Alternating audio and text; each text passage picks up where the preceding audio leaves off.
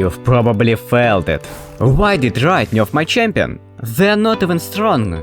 You might be thinking, Riot doesn't know how to balance, and I can see it, if you don't know how exactly their balance works. But here's the truth. Riot's balance philosophy is far more objective than people give credit for. And by the end of this video, you will understand exactly how they think, what data they look at, and how champions are judged, not just by numbers, but by perception, frustration, and presence. Let's begin with a simple truth. League of Legends should have died a long time ago. Most online games fade within 5-6 years, but here we are, more than 15 years later, and League of Legends is still a top esport, still breaking Twitch viewership records and still filling our ranked games. A huge part of that is Riot's deliberate commitment to frequent, intentional meta shifts. These changes aren't just to create hype, they serve a purpose. They force adaptation, create new learning curves, and challenge players to evolve. Even if you are playing the same champion, the game around you shifts constantly. That's a big reason why people keep coming back. It's not about chaos, it's about controlled environment. And balance is the tool that makes that environment sustainable. Now let's get into the meat of Riot's balancing philosophy. One of the first and most influential metrics Riot looks at isn't win rate, it's perception of power. Some champions feel overwhelming, even when statistically they're just okay. Think of champions like Yone, Rumble, or Zed. Their win rates might hover around 49%, but players still feel that they're strong. Why, you will ask me? Because of their kits. These champions have high mobility, high burst, strong visual effects, and snowball potential. When you lose to them, it feels like you had no counterplay. That feeling, even if inaccurate, creates pressure on Riot to act. So no, these champions may never get to 53-54% win rates. Not because Riot hates them, but because the perception of their power prevents it. Riot has to manage how champions feel, just as much as how they perform. And if perception of power is too high, it creates frustration. Frustration is one of the biggest hidden stats Riot looks at. I think every ADC player landed versus double poke and felt how miserable it is to just get some CS. It's not just unfun, it's basically emotional damage. Even if those poke champions lose more than they win, they feel oppressive because they spike early and punish mistakes hard. So people perceive them as powerful. And when frustration rises, so do complaints, Reddit threads, and eventually Banrates. Speaking of which, perception is harder to measure directly, but Banrates give us a surprisingly good window into how the player base feels. When a champion sits at 50% win rate, maybe 10% pick rate, but has a 60% ban rate, that's not because they are statistically overpowered. That's because players really don't want to deal with them. It's about frustration, safety, annoyance, and sometimes just I don't want to lane against this. Take Mel for example, probably the most annoying champion on release. When Mel was first released, her win rate wasn't outrageous, she wasn't dominating pro play, but her ban rate was just insane. Her kit was deceptively annoying, undodgeable poke, homing reflect, and of course lots of effects and the sound effects. It wasn't that she was OP, she just felt extremely annoying and frustrating to play against. Riot saw the trend, ban rate going up consistently, even without performance justifying it. So they stepped in. They nerfed the most frustrating parts of her kit. After that, her ban rate slowly fell, and only then could Riot start buffing Mel again, bit by bit. Balance isn't just about power, it's about psychology. Next up, pick rate.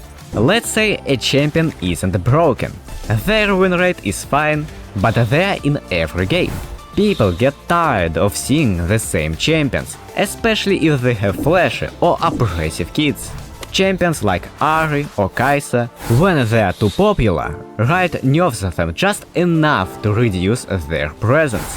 This time, it's not about power, it's about diversity. If every game feels the same, people get bored.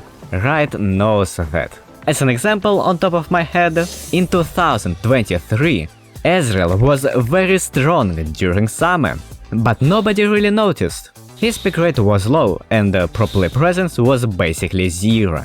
But once people started catching on and his pick rate climbed, small nerfs followed. Not because he suddenly got stronger, but because he was too popular. You know what, we didn't actually talk about the best metric for players, but not the most important metric for balance: win rate. Yes, Riot does balance around win rate, but here's the key. It's usually the last reason, not the first. Why? Because other metrics often matter more. A champion can be statistically stronger, but still be fine in the eyes of players. The great example, Kog'Maw.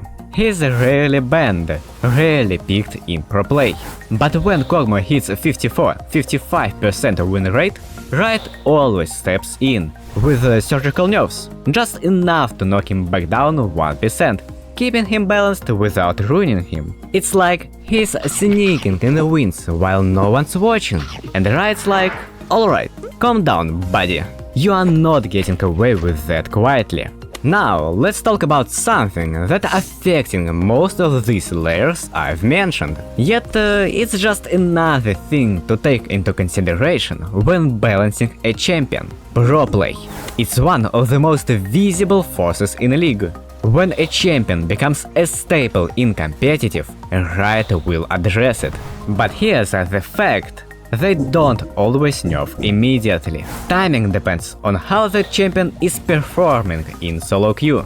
If a champion is only strong in pro play, at least it looks like this, but not dominant in ranked, Riot usually waits. They understand that priorities can be different in solo queue and pro play. A great example is Rel Jungle. She had a consistent presence in pro drafts due to her cool Q smite tech and reliable Q flash WCC. But in solo queue, her stats weren't alarming. So Riot waited. When either pro teams will stop playing her or solo queue will catch up on it. Neither of that happened. So Riot just removed her out of jungle entirely. Because, well, no one will complain about it anyway. Balance is not about overreaction, it's about patience, especially in such cases. Let's bring it all together with a recent case, Gwen's Mini-Rework in patch 15.6. I won't discuss the quality of the rework, it's up to Gwen players to decide, but let's look at numbers. When Riot reworked her, they didn't just change a few numbers, they reshaped her identity.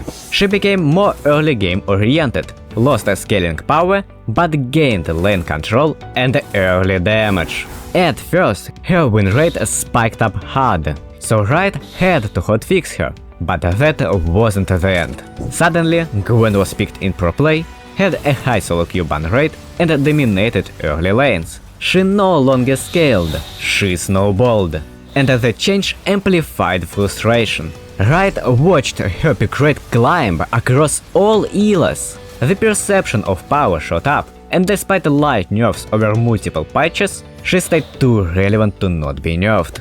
Eventually, Riot issued a heavy nerf, pushing her out of low elo entirely. She's still playable in Diamond Plus and have high ceiling, but if pro teams keep drafting her, more adjustments may follow. This wasn't just hate on this champion, it was a step-by-step balancing journey, using every tool we've talked about. Try to understand, Riot doesn't balance around just one thing. It's never just win rate. They factor a lot of stuff to make it match the players' expectations. Does that mean balance is perfect? No.